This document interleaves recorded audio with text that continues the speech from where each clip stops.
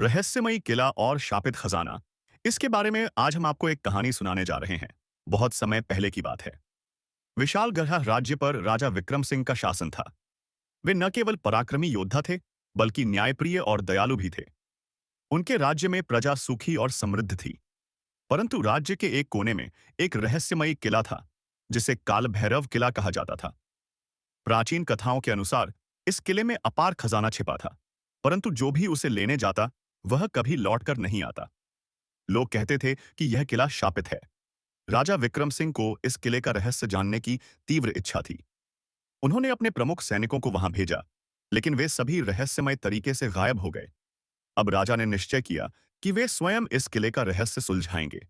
रात के अंधेरे में राजा अपने प्रिय मित्र और सेनापति रणधीर के साथ किले की ओर निकल पड़े। जैसे ही वे किले के पास पहुंचे, हवा तेज चलने लगी और अचानक किले के दरवाजे अपने आप खुल गए। अंदर घुसते ही उन्हें अजीब अजीब आवाजें सुनाई देने लगीं। जैसे ही वे आगे बढ़े, उन्हें दीवारों पर प्राचीन चित्र और शिलालेख दिखे। उन पर लिखा था, जो भी इस खजाने को लेना चाहेगा, उसे मृत्यु का सामना करना होगा। लेकिन राजा ने हार नहीं मानी और आगे बढ़ते गए।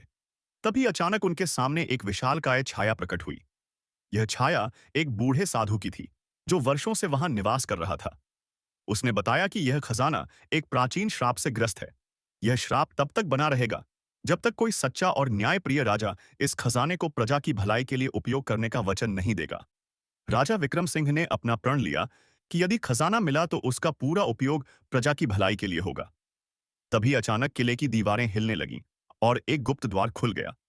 भीतर अपार खजाना था, सोने चांदी की अशर्फियां, बहुमूल्य रत्न और दुर्लभ हथियार।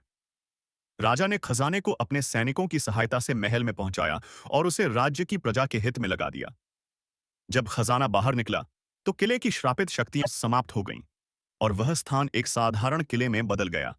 राजा विक्रम सिंह ने न केवल अपने राज्य की समृद्धि को और बढ़ाया, बल्कि यह भी सिद्ध कर दिया कि सच्चे और न्यायप्रिय शासक के लिए कोई भी बाधा असंभव नहीं होती। उनकी वीरता और बुद्धिमानी की कहानियां पीढ़ियों तक सुनाई जाती रहीं।